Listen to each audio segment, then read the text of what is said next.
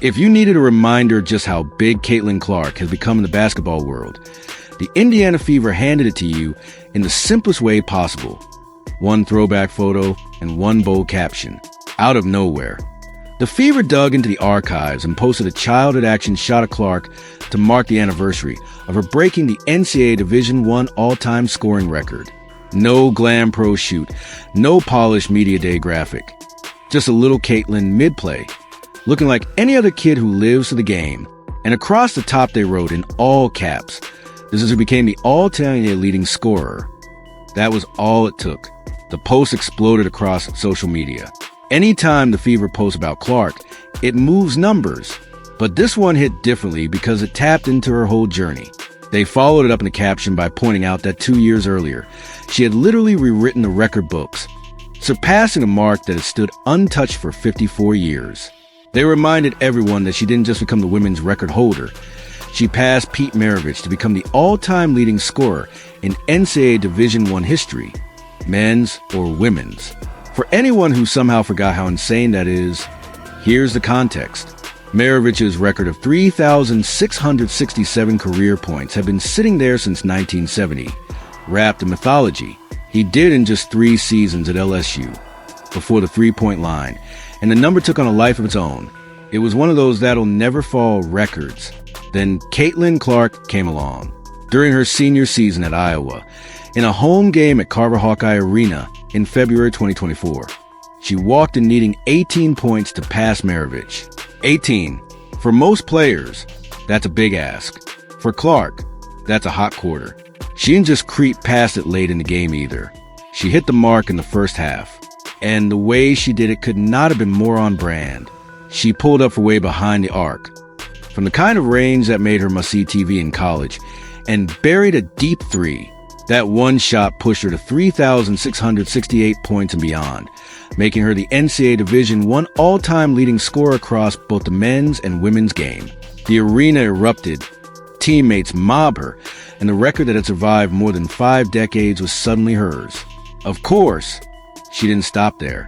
She kept playing, kept scoring, and pushed that total well beyond Maravich's old number before her college career was done.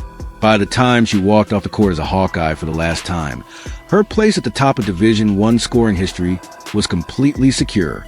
That's what made the Fever's caption, "This is who became the all-time NCAA leading scorer," so effective. It wasn't just a cute photo. It was a reminder that the kid in that picture grew into the player who shattered one of the most iconic records in college basketball. Caitlin's response added another layer. When she shared the post to her own Instagram stories, she didn't go on some emotional monologue. She just joked that she looked exactly the same. It was pure Caitlin Clark. Self-aware, a little bit goofy, and comfortable poking fun at herself even as everyone else is talking about her in historic terms. That lighthearted reaction is part of why people connect with her so strongly. She's done things very few players have ever done, and yet she still treats her own childhood picture like any of us would. If you shift from that throwback into what she's done since joining the Indiana Fever, the impact is just as real. From the moment she stepped onto a WNBA floor in 2024, the league started seeing numbers it had never touched before. Fever games with Clark became must-watch events. ESPN, CBS Sports, NBA TV. Every network that aired her game saw viewership spikes. We're talking record-setting audiences for regular season matchups, not just playoffs or finals games. Her presence in Indiana didn't just give the Fever a franchise player. It moved the needle for the entire league. And it's not like all of this is happening in a vacuum off the court. Her production backs it up. Across her first 2 seasons as a pro, Clark has averaged roughly 18.5 points, 5.5 rebounds, 8.5 assists, and 1.4 steals per game. Those numbers are huge for a young guard adjusting to the physicality, pace, and defensive schemes of the WNBA. She's scoring at a high level, rebounding from the guard spot, and already operating as one of the league's best playmakers. You don't average nearly 9 assists a night unless the entire offense is running through you, and your reads are consistently on point. In other words, the hype from college wasn't just hype. The deep threes, the no-look passes, the competitive fire, everything that made her appointment viewing at Iowa has translated to pros in a very real way. And you see how aware the Fever are of what they have in her. That throwback post wasn't just a sentimental gesture. It was smart branding and smart timing. They tied her college legacy right back into their franchise story. They're saying, this little girl who grew into the all-time NCAA leading scorer is now the one wearing our jersey. But the conversation around Caitlin Clark in the WNBA isn't just about nostalgia and numbers. Her name keeps coming up in another area too, the ongoing fight over the WNBA's collective bargaining agreement. What makes her interesting in that conversation is that for someone as visible as she is, she hasn't thrown herself into the public debate very often. Fans and media have noticed that, while other veterans and union leaders have been more vocal as the CBA drama has dragged on, Clark has picked her spots. Remember, the CBA was originally supposed to be wrapped up and signed in October 2025. That didn't happen. Negotiations between the league and the WNBPA hit enough snags that everything was pushed forward.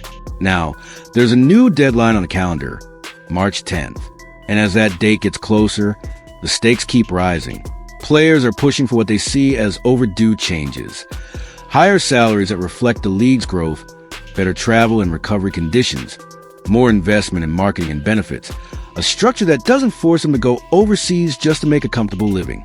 On the other side, the league office and owners are weighing budgets, revenue forecasts, and long-term strategy. If they don't come to an agreement by the deadline, there's a real chance the 2026 season gets delayed, or even that a lockout or strike scenario becomes reality. Caitlin has mostly stayed in the background publicly as all of this is heated up. To find her thoughts on it, you actually have to go back a few months, to December, when she last really addressed the topic in detail. Back then, she laid out a perspective that a lot of people found surprisingly measured for someone still so early in her pro career. She called this the biggest moment the WNBA has ever seen in terms of visibility, growth, and commercial opportunity. And her main point was, this moment cannot be mishandled. On one hand, she acknowledged straight up that players are going to push hard for everything they believe they deserve. On the other hand, she stressed that the league still has to get actual basketball games played. In her view, the product on the floor is the engine that drives everything else: money, marketing, fan excitement, brand building. She talked about how that's what the fans want and what the players themselves ultimately want too: to hoop, to compete, to perform. She described the CBA as a negotiation in the truest sense. To her, that means business realities, emotions, and principles all get thrown into the same pot. But at the end of the day, there has to be compromise from both sides if anything is going to move forward. Clark also made it clear she isn't pretending to be a labor expert. She spoke about wanting to educate herself, wanting to help however she can, but also respecting that there are people on both sides whose full-time job is to handle this. What she emphasized most was that it's important they find a way to play this next season, not just for current fans, but for everyone who came before: former players, pioneers, the women who built the league when nobody was watching. That attitude says a lot about how she sees her role. She understands that she's one of the faces of this era of the WNBA, whether she asked for that label or not. Every word she says about the CBA negotiations will be amplified more than the average players. So she's walking a careful line between solidarity with her peers, understanding the business side, and recognizing the pressure to keep the league's momentum going. You can see how all of this connects back to that one Viral Fever post. The franchise is intentionally tying her present to her past. NCAA all-time leading scorer, record breaker, generational talent, to underline how central she is to the future of the team and the league. At the same time, the league itself is standing at a crossroads. There's more attention on the WNBA now than at any point in its history, and there's a major labor deal hanging in the balance. Caitlin Clark sits right in the middle of that intersection. On one track, you have the highlight reel career. Deep threes from the logo, broken records, carried programs, packed arenas in both college and pros, big national TV audiences, and now pro numbers that justify every bit of buzz. On the other track, you have real-world questions. How much are players going to make in the coming years? What will their travel and workload look like? How does the league capitalize on this boom without burning out its athletes? Her comments in December about not messing up this moment echo all of that. It's not just about her getting a max deal or one team getting an extra charter flight. It's about setting up a system where the next wave of Caitlin Clarks and the next wave of Fever rookies aren't having the same conversations about pay gaps and conditions in 10 years. That's why her rare but thoughtful comments about the CBA caught attention. She wasn't calling for chaos, and she wasn't telling players to accept anything. She was basically saying, we have to fight for what we deserve, but we can't lose sight of the fact that this whole thing only works if there's basketball on the court. In that sense, the throwback post almost comes full circle. The picture shows a kid who clearly just loved to play. The caption reminds you that she grew into someone who broke one of the biggest records the sport has. Her response shows she hasn't lost her sense of humor about herself. Her pro stats show she's doing exactly what people hoped she would do in the WNBA. And her comment about the CBA show she gets that what happens off the floor over the next few months will shape what's possible on it for years. With the March 10th deadline getting closer and the new season looming, every move from the league and the union will be watched closely. And you can bet that as those decisions get made, Caitlin Clark's name, face, and highlights, old and new, will be at the center of how people talk about what the WNBA is now and where it's going next.